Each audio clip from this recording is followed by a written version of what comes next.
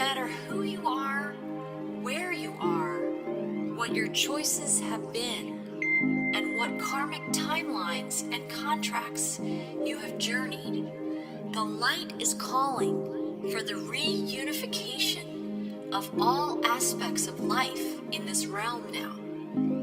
It is calling for the cleansing of all polarities. It is calling for the rising of all sacred heart centers now. All are being summoned home to the greater light now.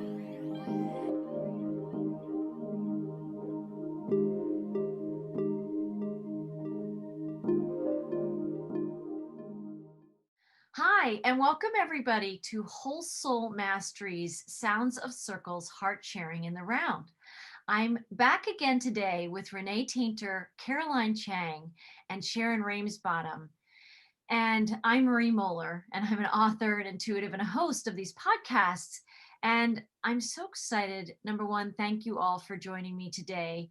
And I could feel coming through me this energy of connecting with sacred texts. I'm feeling guidance to myself read and connect with more sacred texts. And I'm going to talk about that a little bit today. But I invited each of you to talk with me today about a sacred book, one of your favorite books, something that you've received, you just really connected with, and that there was a certain kind of wisdom that resonated with you. And I just want to seed even before we get started is that to me, that these sacred texts, these sacred books, wisdom and knowledge are the same frequency as truth and light. And truth is light and light is truth. And these are all frequencies of God, right? And so it's no wonder that I was feeling sacred texts, but very quickly I'm feeling God because I'm feeling God energy in everything. And so I wanted to share, of course, I'm like the Library of Alexandria in my house. You can't even imagine the number of bookshelves. In every room I have bookshelves that are full. And some people who've even passed on and transitioned, they like gave me their libraries, literally. They gave their libraries to me and my partner. So we've been to IKEA and we have bookshelves mounted to walls in anywhere where there's a space. And I know we might even be lifting off the page as we move into this quantum change, and we might not even need all of these books. But just having them around me, it's like I have songs of ancient wisdom through time is like singing through my house all the time. So I'm a book person and I'm an author. I guess, it all goes together. So of course I would just share, I just want to share these two very quickly are two of my very favorite of books that I have written. Leonard's Song, which is all about our full self-expression. And, one particular chameleon that was trying to be like his chameleon tribe and camouflage himself, but he just couldn't do it, as you can see by the cover. So he inspired his chameleon village to live their full bright light and just to shine brightly. And this is a story of Color the Magic, which was really my own personal journey as a star being, believing in the magic as a small child, but watching and growing up in a world where nobody believed, like truly, in the magic of the world that we live in.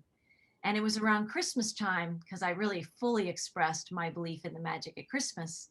And having a neighbor, another childhood friend, say, there is no magic. There is no Santa. There is none of what you're all skipping and all happy about. It's not real. And I remember thinking, oh, I have to help her because, it is so real. But of course, I talked to my parents and they were like, well, the whole story of Santa and everything is not, it's a nice story. And so I went through a period of time where I had to make sense of that. And I tell that story in The Color of Magic of losing a sense of the magic or tucking it away deep inside and having to live in a world of gray for a little while. And so this is The Color of Magic and The Magic of Color book, two of my favorites. And then I just would share, this is a book, I have so many favorite books, I didn't even know which one to pick, but this is one that I love. I just love the title even. Yes, You Can Change the World by Aman Matwani. It's a beautiful book. It's all about my memory of this book. I haven't read it in a long time, but I believe it's about someone who believed in the gift of every person.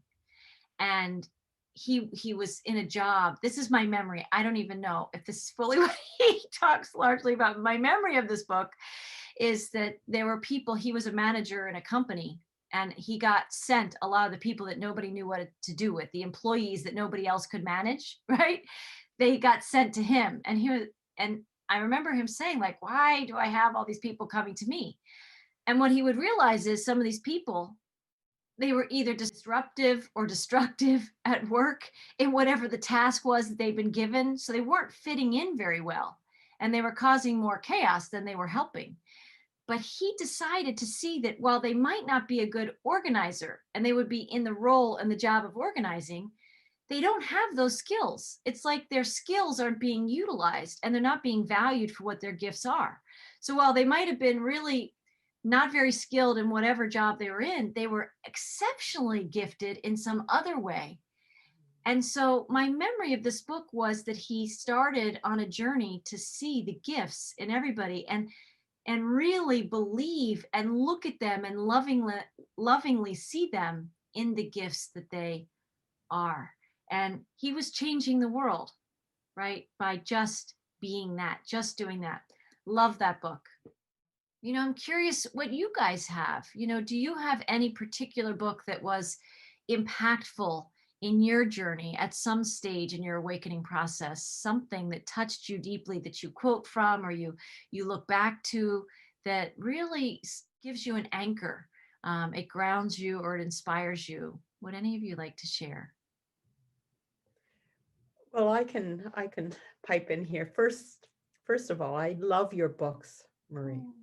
I love your books, and they speak to my heart.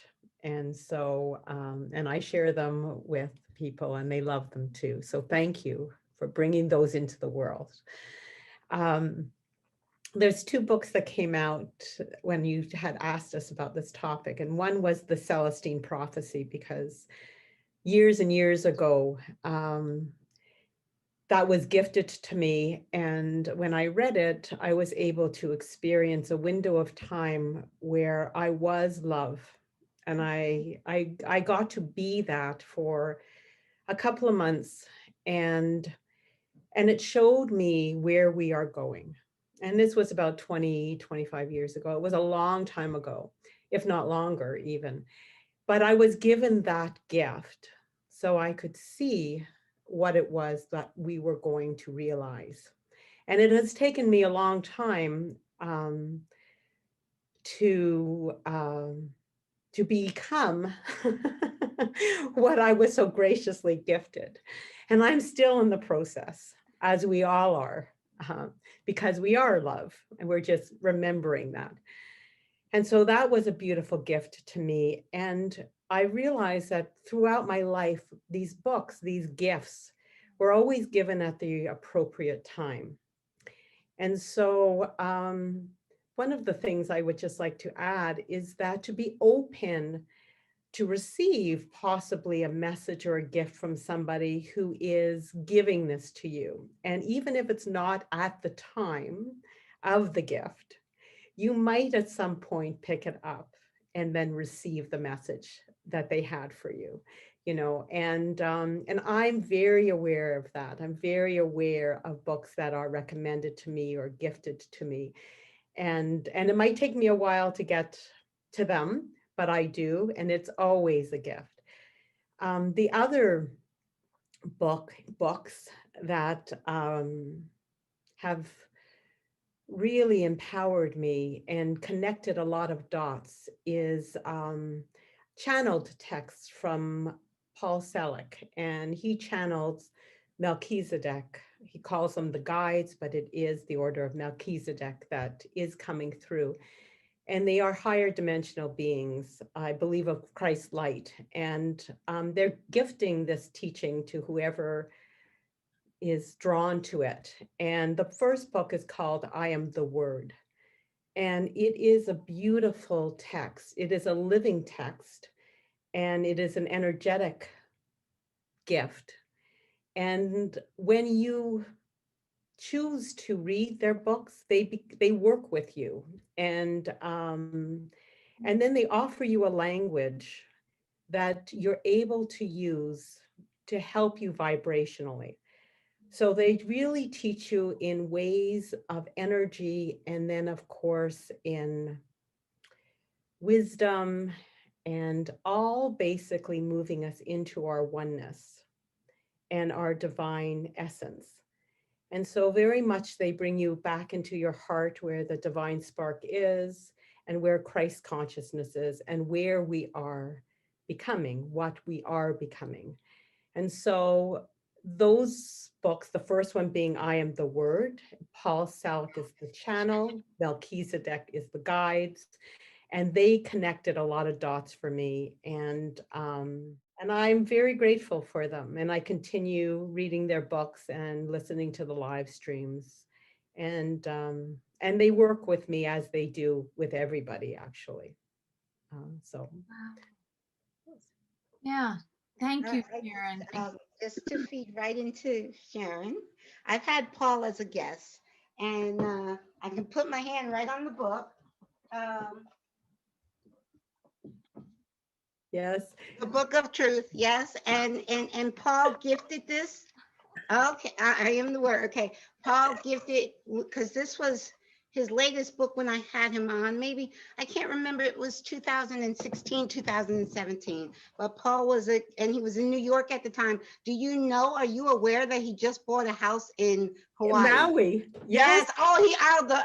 It's a beautiful because I said to Paul, I said, okay, I wanted to go visit you while you were in New York, which is only an hour and a half away, and I never got there. But now you're in Hawaii. I'm definitely coming to visit you. Yes, I love Paul. I love Paul. An amazing, just amazing channel, amazing information.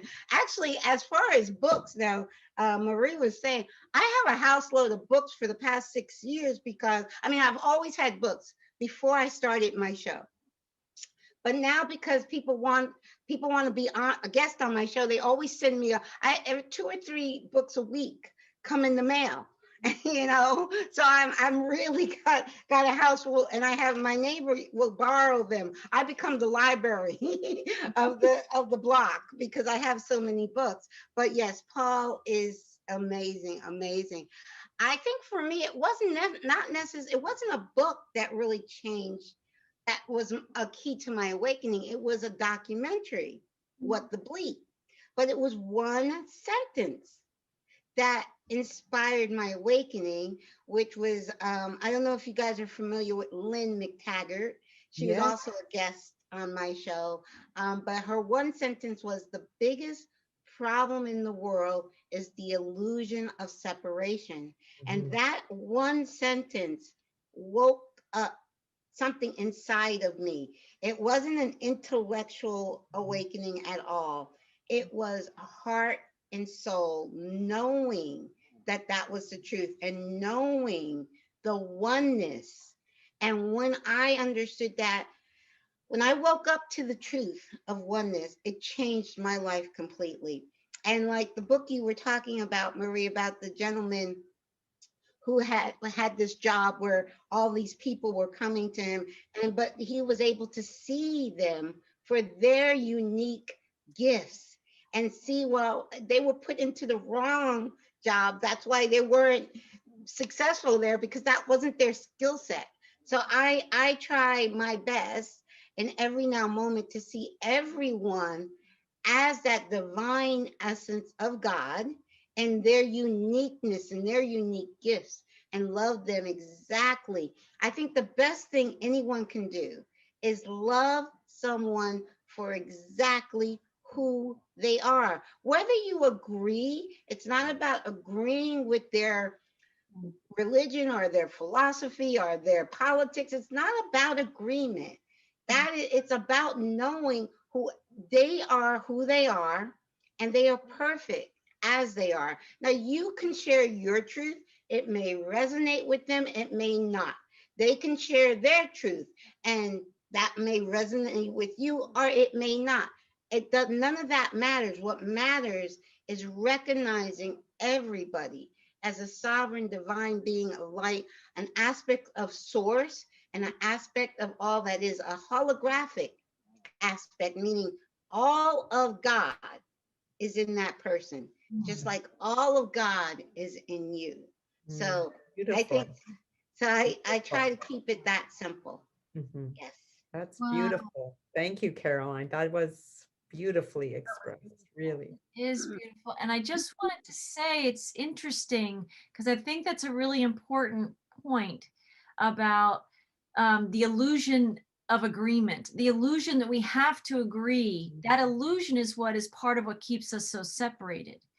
Mhm. But really, the unity is in the disagreements and loving ourselves as the God selves that we are and allow ourselves to not agree. And really, that's another way of saying allow ourselves to have all these different perspectives, Mhm. right? That's the richness of creation Mhm. is diversity and the diversity of perspectives. And I adore Yes. Lynn Yes. McTaggart Yes. and her messages. And sometime we should talk about, I think one of her, does she have a new book out called The Power of Eight? Or is it a Yes, Mm, group? yes. something like that. Yeah, It's, she does. She has several. And also a post I just posted this morning, because this was on my weighing on me this morning as I woke up, kindness.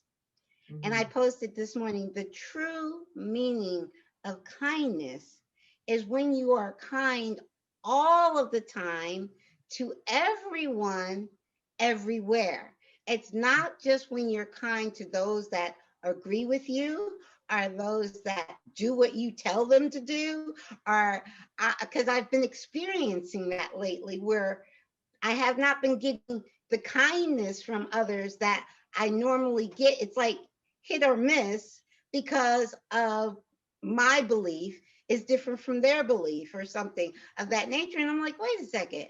I try in every now moment to be kind to everyone, regardless of what they believe. It doesn't have to be my belief. But I'm like, wait a second. So I posted that this morning on Facebook, that in my social media.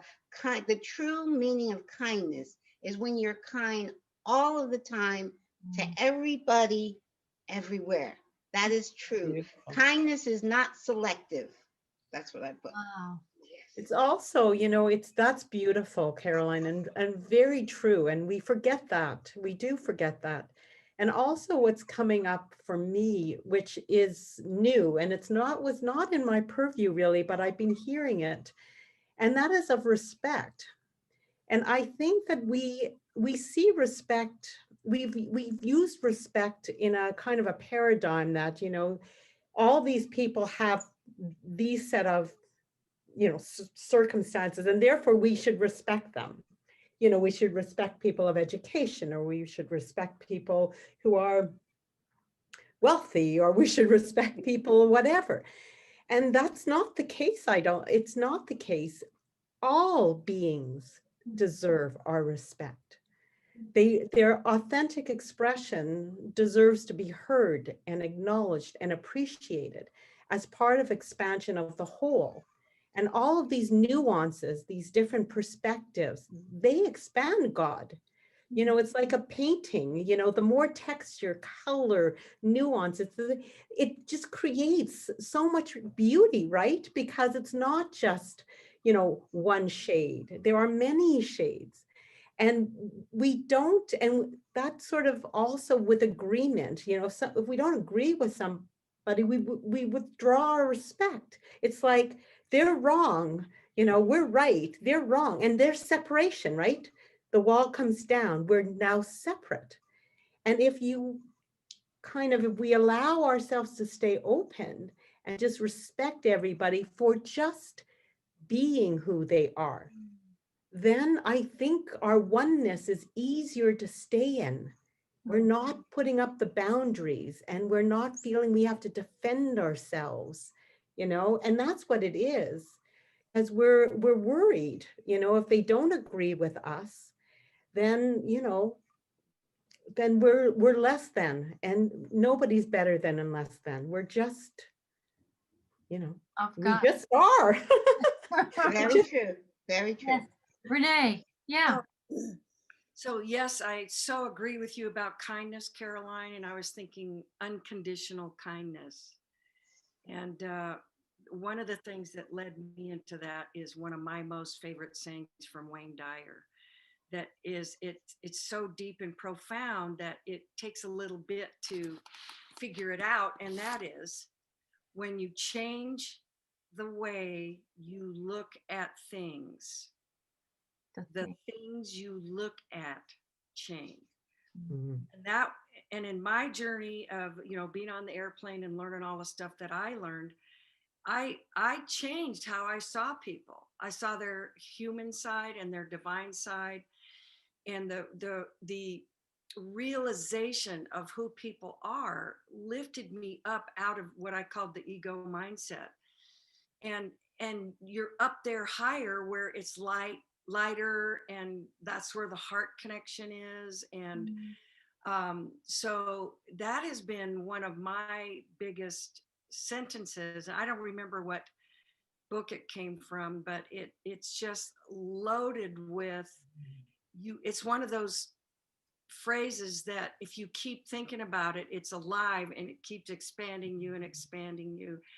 And like you said, Sharon, that you, when you're there and you can see how looking at people changes how you see them from a higher perspective, then you do have that respect.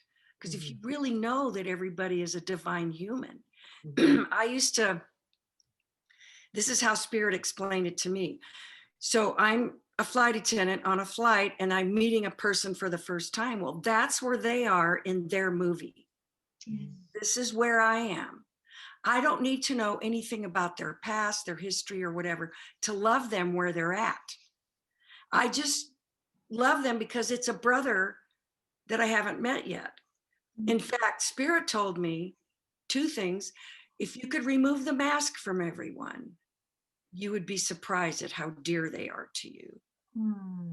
Beautiful. And so that, when I heard that, bam, my heart opened up and I just surrounded the whole world, because then Spirit told me, I was walking in Hong Kong and I was, you know, kind of depressed, and, you know, there's so many people that you're just being bumped around and the air conditioning from above is dripping down on you and you're doing this. And I stopped at the stoplight and Spirit said, these are the people you've been praying for your whole life. And a stranger is just family you haven't met yet. So you hear stuff like that, it goes straight to your heart. And, you know, and so I have compassion, and it took me a while to learn that. What is this that I'm feeling? Because I wasn't judging, because I changed how I saw things. When you change the way you look at things, the things you look at change. Nothing changed except you changed your perception. And ever since we first heard this from you, Caroline, unity in diversity, and that comes to me a lot. Doesn't mean it's always easy in certain situations in the beginning, but it is a beautiful energy to be in when you know that doesn't matter what's going on with people. You love them and you have compassion. And, you know, I want to just have my magic wand and go ding and just heal everybody. But I see this time that we're in is that people are changing how they see things. There's a lot of people I know that are cleaning house in their mind, their heart, their lives, and seeing things in ways they didn't before, me included, which because, and I think that's because of the light. The light is like super intense and present. I mean, it always has been, but I can't remember who I was listening to the other day that said, you know, we've heard about as a galaxy where we're moving into the great central sun or whatever the energies of whatever, and we've never been there before, and there's just all this stuff going on.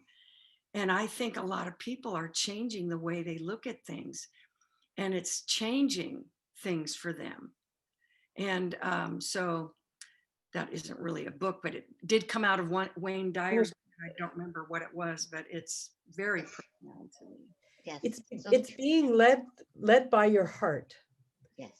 Yes. It's the perspective of the heart that Yes. is open. When you were talking, you were just explaining so beautifully heart consciousness, that being able to witness the divine in everybody, and we're just open and loving, and it is through the heart, right? We're not processing or analyzing or thinking it, we're just being it And feeling it. And so, and feeling it.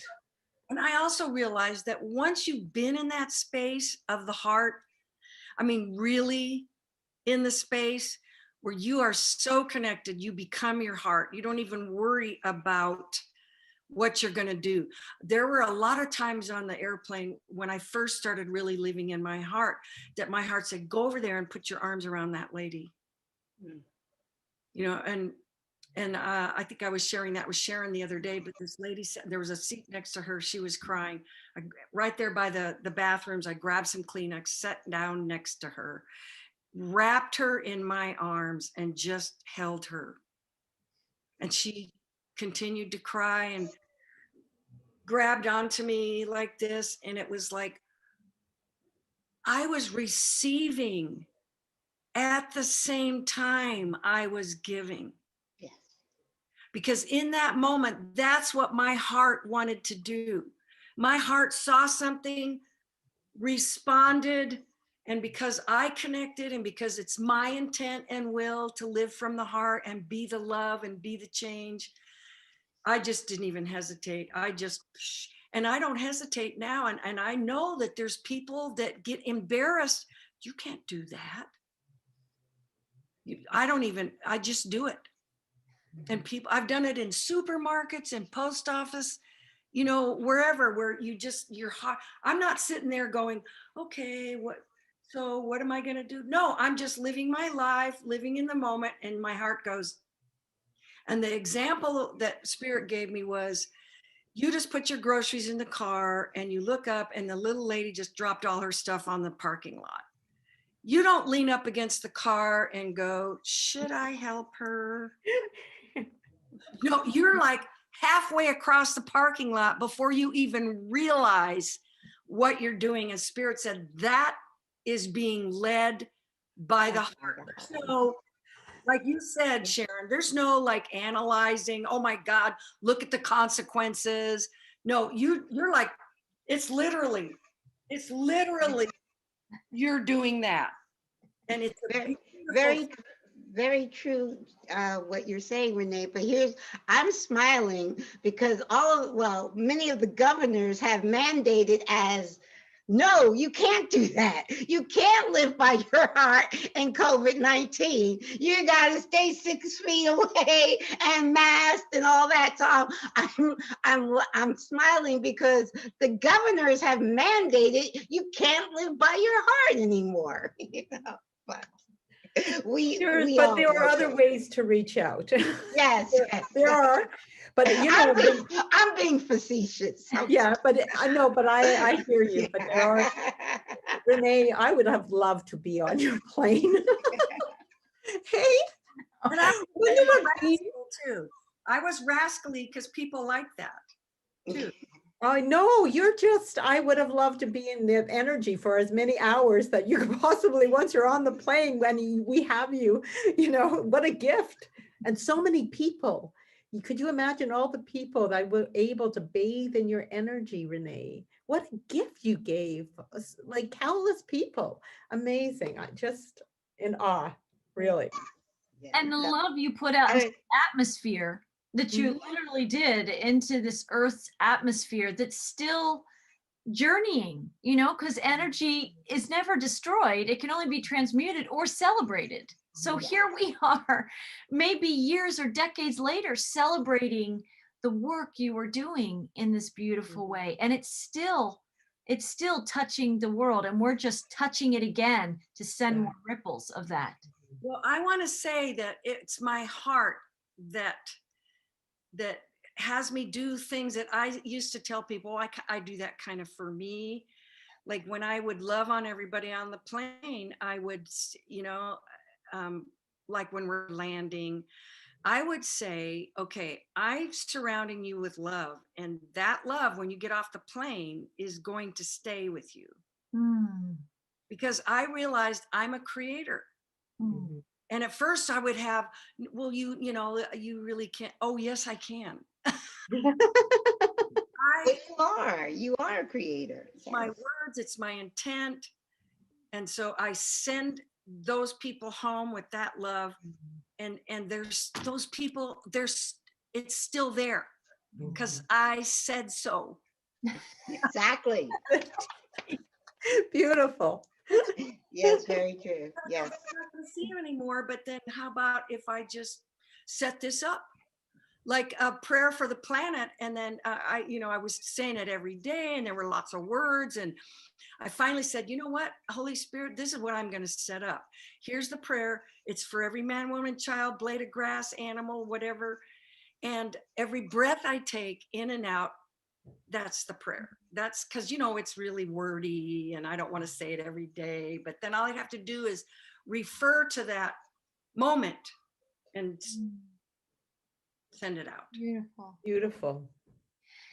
You know, Why not? right.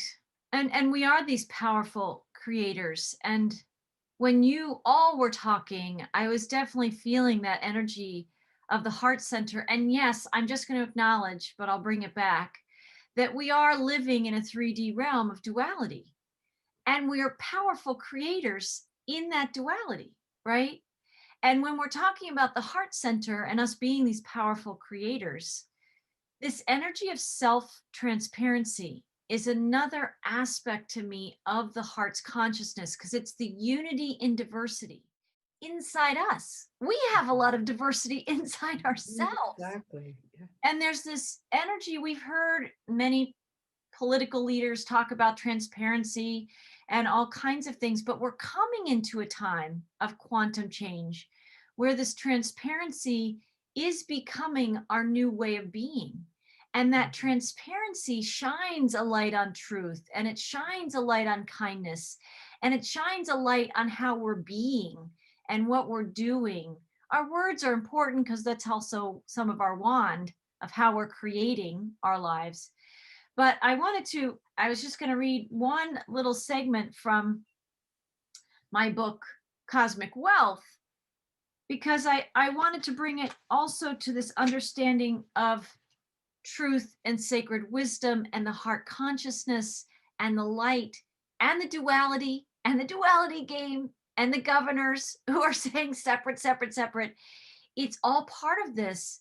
But I think a lot of in these epic changes we're going through, it's getting real with ourselves and it's going into our heart centers. And there are this understanding of the light is exposing. It's exposing things that have been outside the light, that have always been a part of the light, but in separation consciousness, living outside of that. People on your plane, Renee, if they were going through some things that you could see in their faces, in their tears, in their stress, they were somewhere in kind of the separation or the stress of the 3D matrix. You recognize that with your heart center, and you are able to be transparent in your kindness and envelop them, right? And shower them in your love. And they were able to receive that. And I think this may be something I just want to seed in our conversation too. My chapter title is called The Transparency of Truth. And we can also say the transparency of our hearts, the transparencies of love. I think we're moving into a time of full transparency. And so that's why we're seeing so much change, because things have not been transparent, right? They have not been transparent. But this is I just feel like this is really beautiful. And so for as far back as I can remember, I have always been a barometer of truth. It seemed to be sewn into my energetic fabric somehow, like Peter Pan and his shadow. Only what was sewn to me was the light of truth. I tested this trying once to consciously lie as a child. as a small child. I suffered so terribly for it that I turned myself back in. I told him myself, okay, because I was suffering so terribly. I was like 6, okay? And so facing the consequences of telling an untruth was so much more acceptable to me than living the experience of the lie. Because the truth is that truth often brings the experience of profound inner peace. Truth is the vibration of source energy. Whatever the true truth is in your experience for you or for anyone, when we experience it, it flows with the pure light and unconditional love of source energy within us. Mhm. Beautiful. Yes, yes, yes, yes, yes. Right? And that's that space, like that's truth to me is expansive. It's like, love expanding is really what you were, Renee, in that moment. You were love expanding on the plane. And I know you've flown in some very big planes. Like, would you say, I mean, how many passengers sometimes were, Four in your plus crew, 420. 400, 420 people in just Wow. one flight? And you realize when we look at books like this, yes, you can change the world. You were this. You were in your gift. And I also love to appreciate when we are in jobs or we are doing our purposeful work, when we are in our talents and we're touching lives. Renee, you were perfectly positioned to be that flight attendant. Somebody else might have been a flight attendant for like 2 weeks and be like, oh, this isn't for me. But God positioned you there so that you could also, and you led staff, you were in charge of things. It's amazing how we do get positioned. And I've tried to position myself in a number of jobs over the years. They just don't work out for me because I can't do that. I'm just creating all the time. And so maybe that's why I resonate with some of the characters in this book, because if you put me in sort of like a shelf stocking situation, or I've been a receptionist or an administrative assistant, or I even worked as a therapist for a number of years. And I just, every time I was always pushing the boundaries of the boxes, and that didn't always work out well for my employers, but it didn't work out well for me to stay in the box either. So, I always can really respect, and I just, with awe, I see when God does perfectly position, you can see some people, you were that, working for the airlines in your role. And my partner was that in the prison system, affecting so many people's lives. And we all do this in every way, whether we're shopping and somebody drops their groceries and our heart leads us over there. We are living our purpose because our purpose is our frequency, and our frequency is God, right?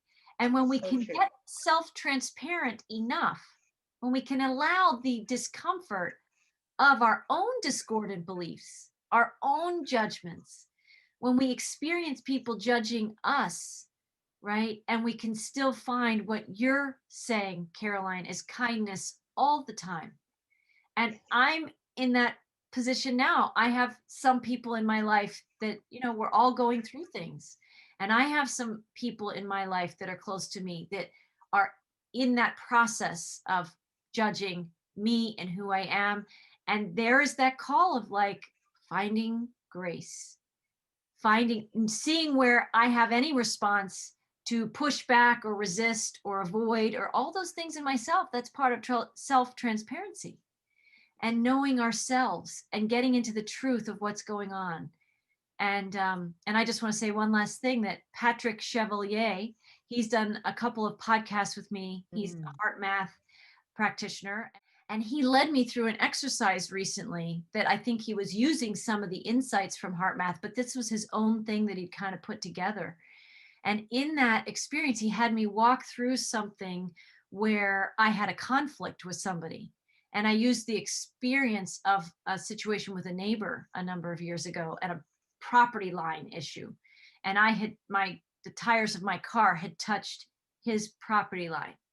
And he needed me to know that. And we've been neighbors for a long time. So that was my example with Patrick in this. And his process, you guys should listen to that sometime. It really helped me because one of the ultimate things that Patrick had me do after he walked me through what was the conflict, what was my experience of the conflict, then what was my neighbor's experience of the conflict, what were his intentions and what he was communicating to me. And then I got back in my body and Patrick asked me, what was my original intention, right? When I had that experience with him, what was I trying to communicate in that experience? And it really helped me because I never really had thought about what my intention was around the issue of the conflict was. I actually was trying to pull my car over so I wasn't in turning around his driveway. I don't know if this is making sense, but the property lines are tight here and they're kind of weird. And we've got a lot of shared spaces and woods, but my tire was on his property in the dirt, and he noticed that, and that became a big thing. But see, but see, this is a good situation because it was a good example. And when Patrick led me through that, I could feel still I could feel it now, a little bit of irritation. I could just have to admit there's some irritation there of like, really that? Because, and I can go on and on, but I own part of his driveway. It's just the property lines. He drives on my property every day and I don't say a thing. But my tire touched his property. And I can't do that anymore. And we've been neighbors for like 15 years at this point. Yes.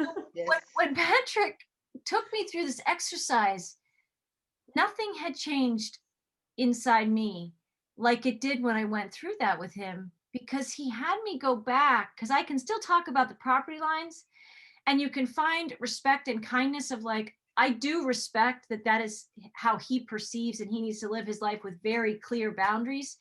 And everybody else in my cul-de-sac lives a little differently, but I can respect that. But I hadn't taken the next step that Patrick showed me of if I still had some residual feelings of agitation or tension or whatever it might be, what was my original intention? And I had never gone back to that before. And what I felt was, I had never talked to myself this way, but my original intention was to make this easier for him because I knew the property line was such an issue that I was pulling my car over and I was having guests over. They were going to be turning around more in his driveway. I was actually trying to help that, but he couldn't see that.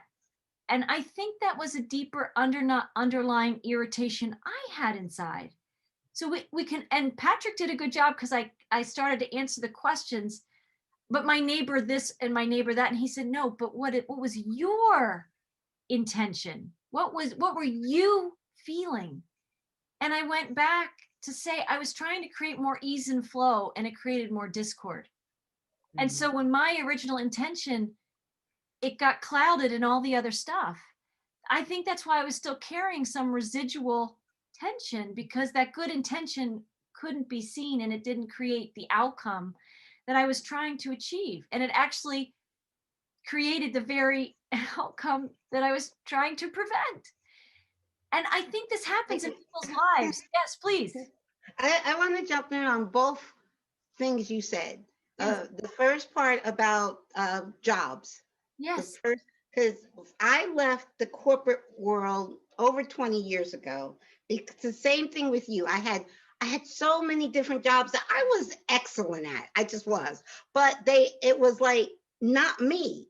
But I realized that each one of those jobs I got something from. I always I worked a job and I had young kids. I was a single mom, had to bring in some income. So I worked these jobs till I could, to the point where I had to break out of the box, and I would quit and then go to another job and same thing. But each one of those jobs, I realized I got something very valuable for later on in life. But I had to leave the corporate world 20 years ago. And that's when I started teaching piano lessons full time and things of that nature. So, but I realized, I couldn't stay in the box, in that corporate box, but I got something valuable for my purpose. From each of those jobs, I got something valuable for my purpose. So that was the first thing. And then when I have two neighbors right now. That's why I wrote that whole thing about kindness.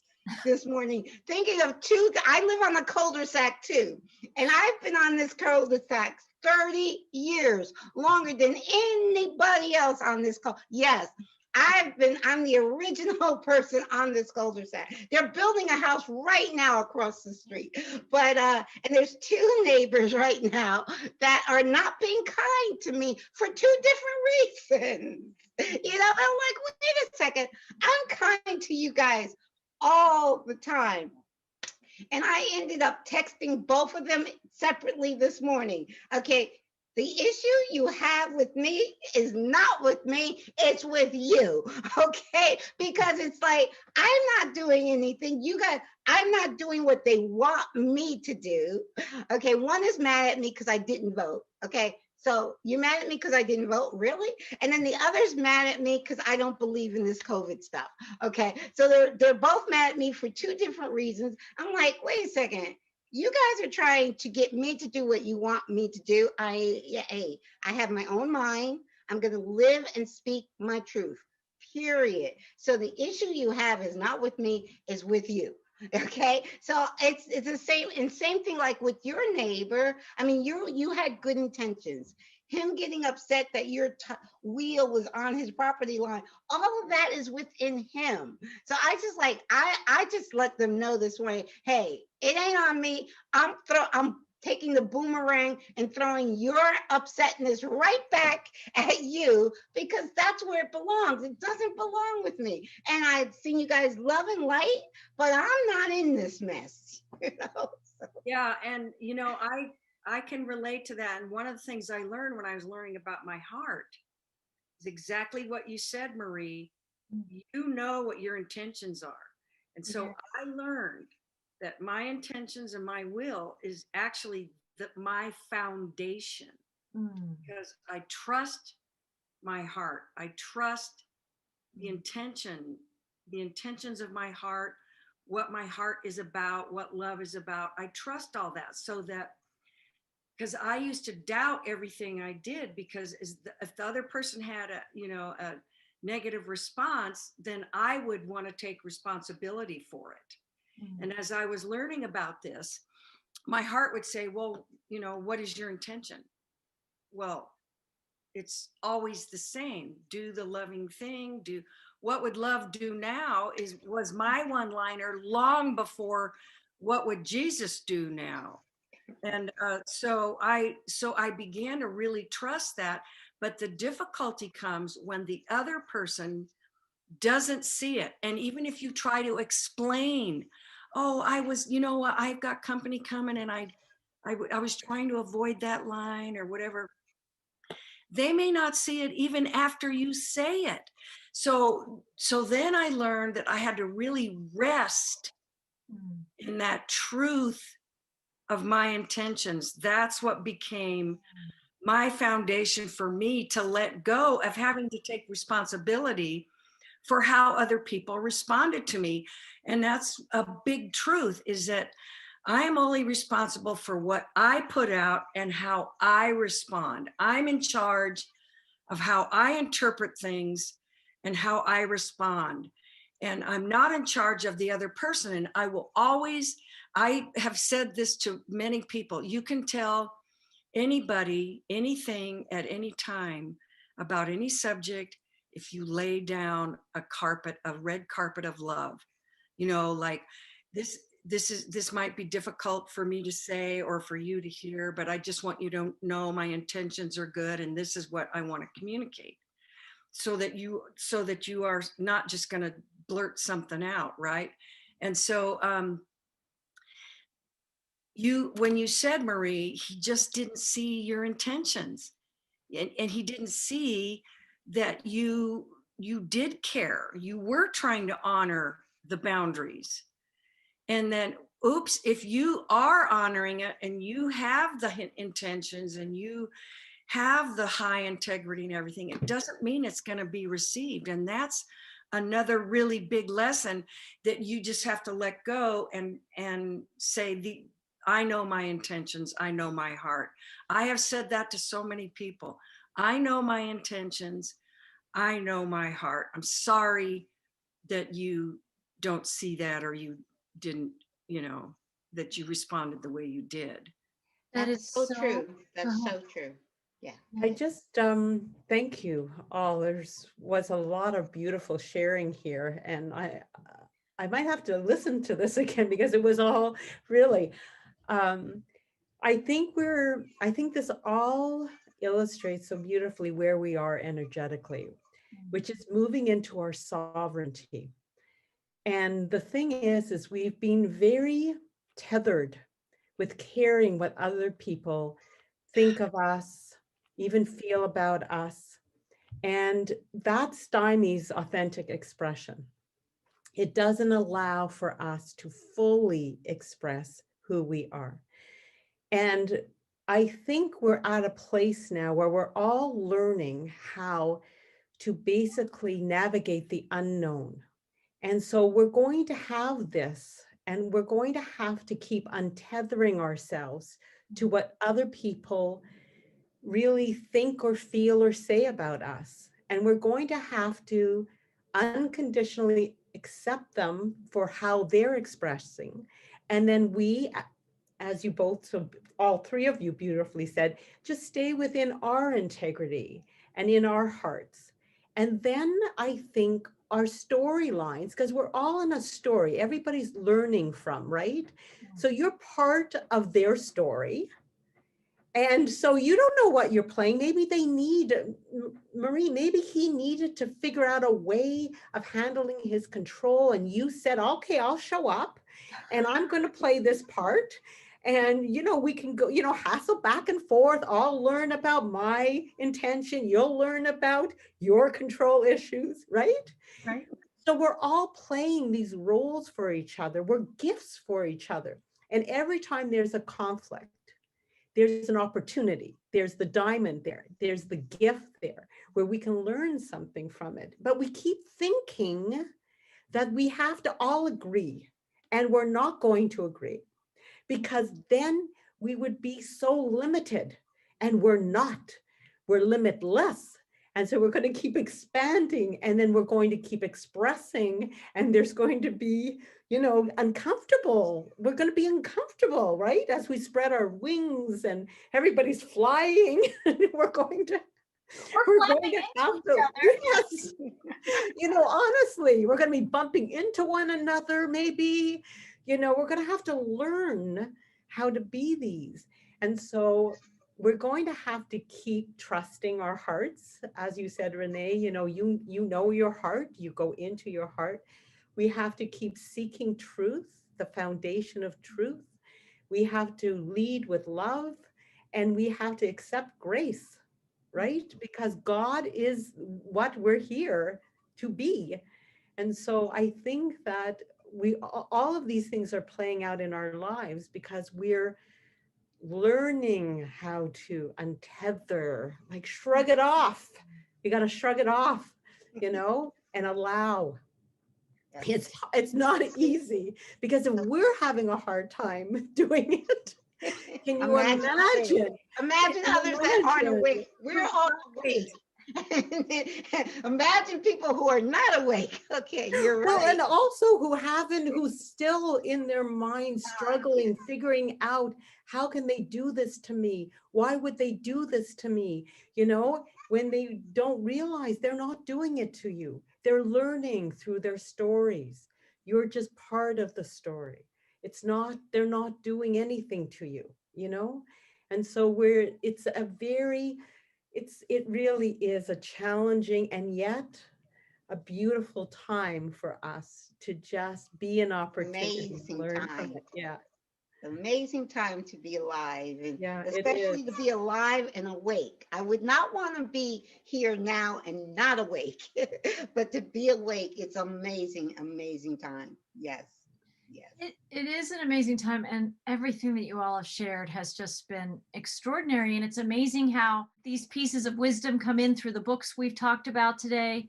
Patrick's exercise, which was pretty phenomenal, I have to say. It's something I'm using and remembering, and I actually changed my response to someone who's going through some judgment right now with me Right. because of that exercise with Patrick.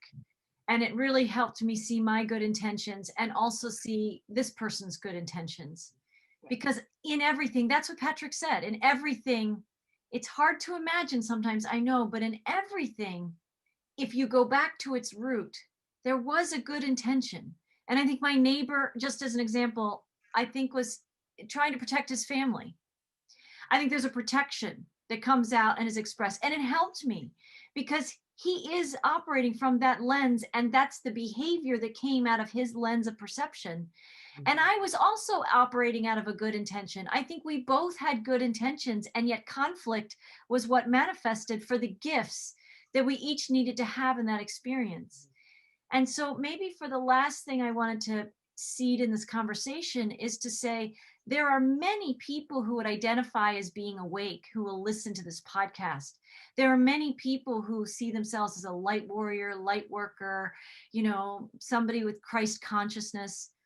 And I think as this world that's so out of balance with this duality game in the matrix we've been living for so long, in the cycles and the conditioning, all of it, we are going to bump elbows a bit.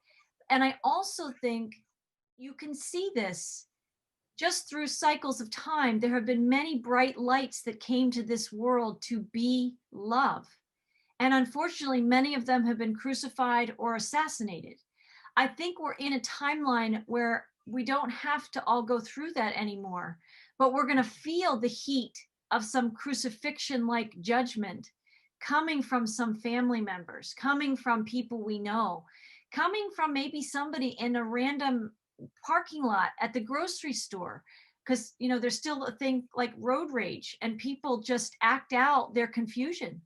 And we can say, why did that happen to me? And then we can go through and we can say, what was my good intention to be a good driver, to be, we need to walk through these things and understanding that sometimes the light even attracts more criticism.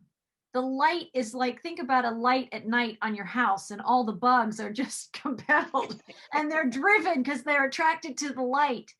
I think that which is living inside people outside of the light is being drawn to the light. The light. Yeah. And that light can be love, kindness, compassion, truth, beliefs. It can be anything that any one of us right here, right now are embodying. And that also can threaten the bugs. I don't want to call people bugs, but it can threaten people who are attracted to have an experience with us.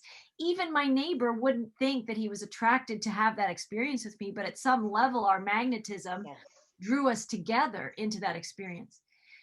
And so I just want to say very kindly and lovingly to you guys and to anybody listening, when you're that light, when you're that force of light, when you're the Christ consciousness yourself, and you feel like the heat of that energy of other people's unresolved conflicts and energies and judgments and beliefs are coming at you in some way, this is part of what, Sharon, you're talking about, is we're going to have to learn how to move differently. Like I never saw in the story of Jesus that he was tempted, but he didn't throw off his Christ consciousness and say, all right, come on. He did it. Because I think with a great deal of power comes a great deal of responsibility, as we know. And that doesn't make it easy for light workers and light warriors. We're the ones that know that entering the duality and the judgment and the shame and blame is just mucking it up even more and creating more pain for everybody. When we stay in our place of truth and in our hearts, the way we know how to be, our integrity, just that frequency alone could be a trigger for somebody else. And they might point the fingers at us. And I'm not immune to that. And I'd imagine that you guys aren't immune to that, in all ways in your lives right now. And I imagine that some of our listeners, people who tune into these podcasts, are saying, I know exactly what she's talking about. And in the political climate and the COVID climate and everything climate that we've got going on, there is that soup going on. And yet there are lighthouses in the soup who are doing their very best to be in their integrity. And somebody that I listen to in podcasts, it wasn't always my language, but I've heard him talk about, I'm an imperfect human being. I think we're imperfectly perfect. I Mhm. think we have to allow ourselves to be imperfectly perfect, made in God's image. We are perfect and we have human imperfections. And so sometimes I also know people can say to people who are in their light, trying to be in their integrity, doing the best we can. It doesn't mean that we're perfect humans. It doesn't mean that we're going to just be able to shower, wave the magic wand, and get your two neighbors to feel love. And everybody's going to hug in your cul-de-sac tonight, right? And have like a love fest. But it does mean that you can do what Renee is talking about, is say, I know my intentions, I know my heart, I know who I am. And even if they don't know it, I'm going to know it. And I'm feeling that more than ever, because I cannot make the conflict that's in other people around me right now. I've done everything I can in my life to show how I live.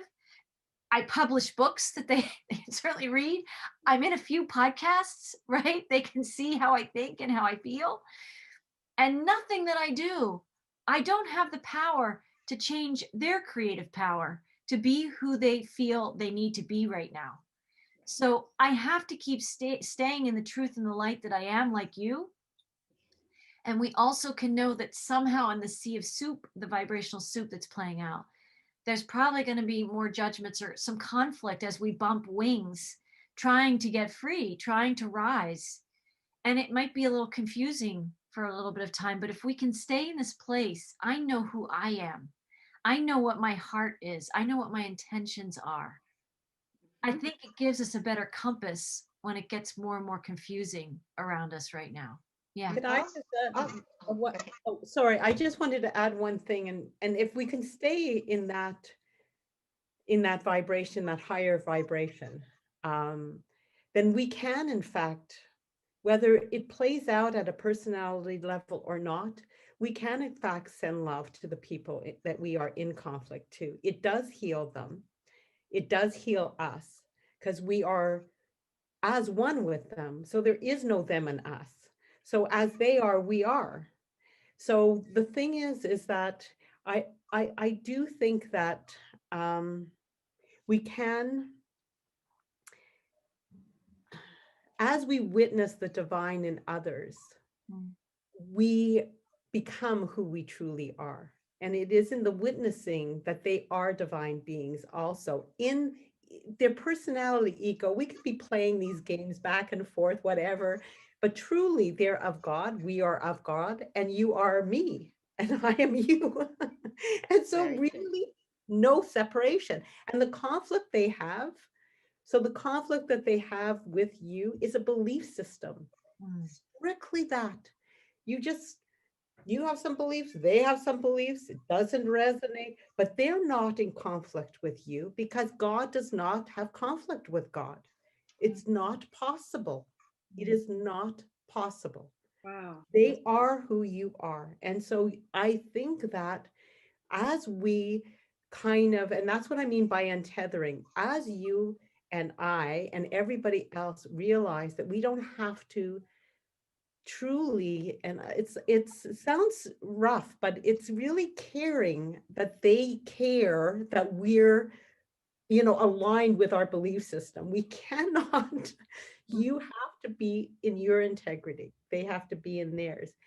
And then I think once we really realize that they are of God as we are, we're just going to naturally, all of those beliefs, right, wrong, it doesn't matter. It's all going to move into the light. It's all going to be as one in unity. And I really know this to be. I know this to be. It's just a matter of getting there. I agree with you 1,000%. Like I've always said, I look at it. A lot of people use the word spiritual warfare. I don't like the word warfare. I like game. It is a game to me. It's a spiritual game, a chess match, and the light has already won. I know it like breathing. I know the light has already won. I don't know how it's going to unfold. Like I think I wrote an email to Marie like this earlier this week. I don't know the unfoldment. I mean, you hear all these predictions coming, even from channeled messages, and I was like, I don't know. I can't see the future. I can't see how it unfolds. But the one thing I know, like breathing, the light has already won. And I am rejoicing. I mean, you guys should have seen me this weekend. I was had my party music. I was cleaning and dancing and just, I am in 5D. I'm solidly in 5D and have been since March 2020.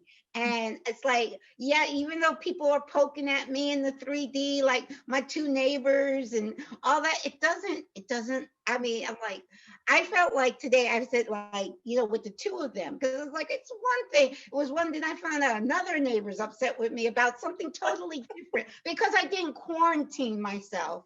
I went to California early part of January and I didn't self quarantine when I came back. So that's why my other neighbor is mad at me because I didn't self quarantine. Are you anyway? So I'm like, hey, I said, you know what, you guys, love you guys. I'm gonna do me, and you guys have issues, and it's you guys' issues. It's not my issue because I love you guys, and I'm gonna keep sending you love. I'm gonna keep being kind. I'm gonna keep being me.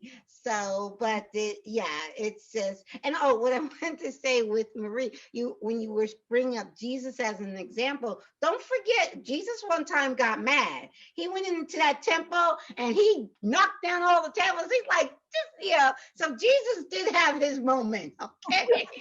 And we have to remember, we're like, this one person saying imperfect perfection.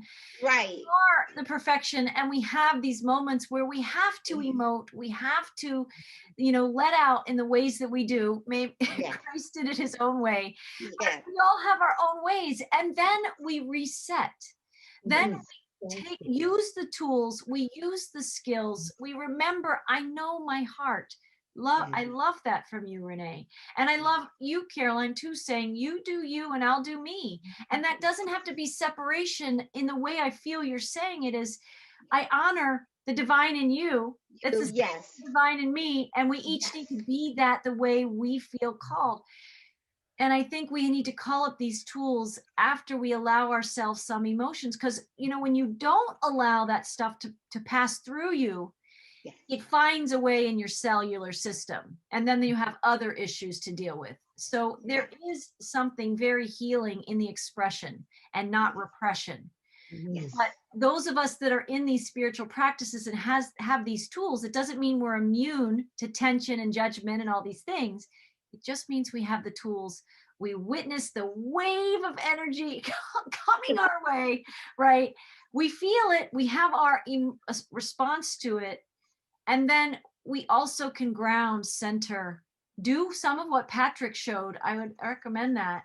And but have our own tools. However we do that, go into the breath, ground in our hearts, ground with Gaia, ask for angelic support in that moment to breathe in clean, pure, divine oxygen and breathe out all the uncomfortable feelings and emotions.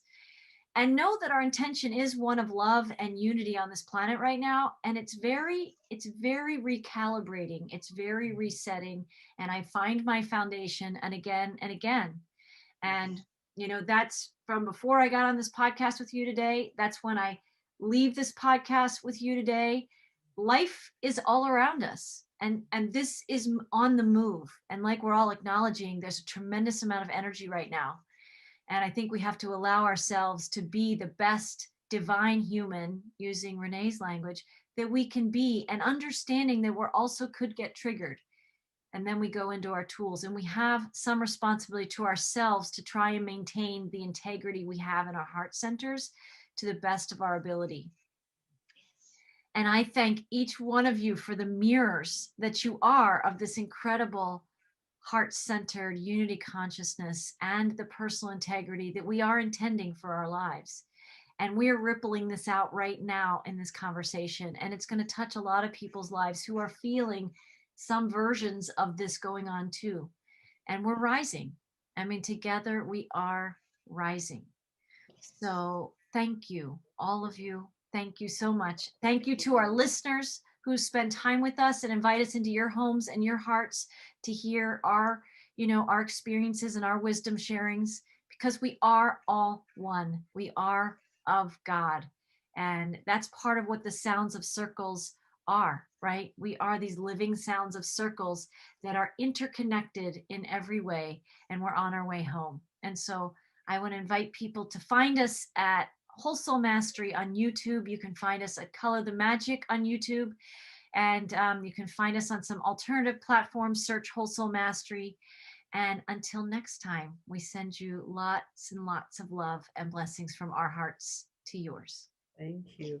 Thank you, Marie. Thank you so much. Thank you.